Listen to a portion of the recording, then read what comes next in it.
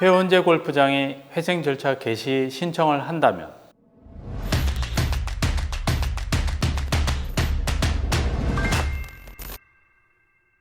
안녕하세요. 기업을 살리는 회생의 골든타임 조동현입니다. 사업을 하다 보면 업앤다운이 있게 마련이죠. 저 역시 로펌에서 송무와 자문을 주로 하면서 동시에 매출도 일으켜야 하는 입장이다 보니 사업하시는 분들의 이야기를 공감하기가 어렵진 않은데요. 코로나 팬데믹, 이 채널을 구독하시는 분들은 이제 아실 겁니다. 코로나 팬데믹은 전형적인 비영업적 위기 요인입니다. 그런데 이런 불황 중에도 특수를 누리는 사업들이 있죠. 골프장, 핫하죠. 해외로 골프 투어를 가시는 분들이 해외로 못 나가시니 국내 골프장을 많이들 찾게 되시고 답답한 실내보다는 탁 트인 야외에서 운동도 하고 사업 이야기도 나눌 수 있어서 더욱 호황을 누리는 것 같습니다.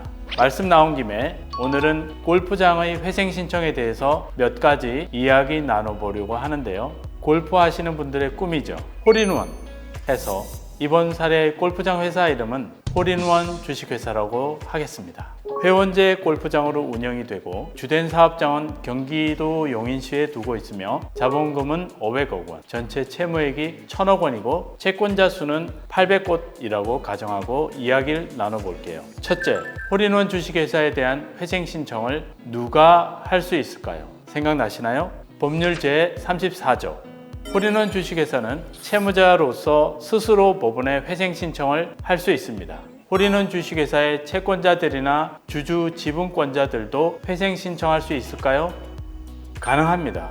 홀인원 주식회사의 자본금이 500억 원이니까 50억 원 이상에 해당하는 채권이나 주식 또는 출자 지분을 가진 채권자, 주주 지분권자도 법원에 회생 신청할 수 있습니다.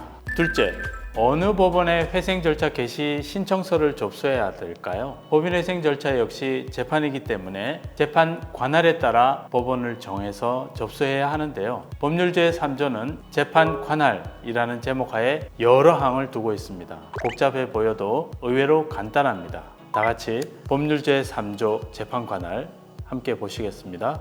그 내용을 요약하자면 채무자의 주된 사무소나 영업 소재지를 관할하는 회생법원 또는 그 주된 사무소나 영업소의 소재지를 관할하는 고등법원 소재지의 회생법원에 재판 관할이 있습니다. 만일 채권자의 수가 300인 이상이고 채무액이 500억 원 이상이라면 서울회생법원에도 재판 관할이 있습니다. 사안의 경우에 주된 사업장이 용인시에 있고 자본금은 500억 원, 채무액이 1000억 원, 채권자 수가 800곳이었습니다. 그러면 수원지방법원 또는 서울회생법원에도 모두 홀인원 주식회사에 대한 회생 사건의 재판 관할이 있는 것입니다.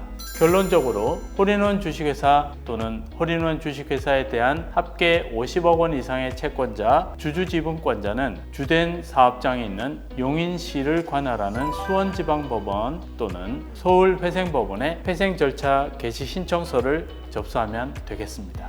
법률 제34조의 내용 기억을 환기하면서 보고 가실게요. 회생 절차 개시 신청의 사유는 첫 번째, 홀인원 주식회사가 신청인일 때에는 사업의 계속에 현저한 지장을 초래하지 아니하고는 변제기에 있는 채무를 변제할 수 없거나 파산의 원인인 사실이 생길 염려가 있는 경우 모두 가능하고, 둘째, 채권자 또는 주주지분권자가 신청인일 때에는 후자의 사유로만 신청 가능하다는 점 꼭 기억해 주십시오. 오늘은 골프장 홀인원 주식회사에게 재정적 파탄의 원인이 생겼을 경우 누가 어느 법원에 회생 신청을 할 수 있는가에 대해서 함께 이야기 나누어 보았는데요. 홀인원 주식회사에 대한 남은 이야기들도 준비해서 곧 다시 찾아뵙겠습니다. 오늘 방송 유익하셨나요? 여러분의 구독, 좋아요, 알림 설정 꾹 눌러주십시오. 새내기 유튜버에게 큰 도움이 됩니다. 지금까지 기업을 살리는 회생의 골든타임 조동현이었습니다. 끝까지 시청해 주셔서 감사합니다.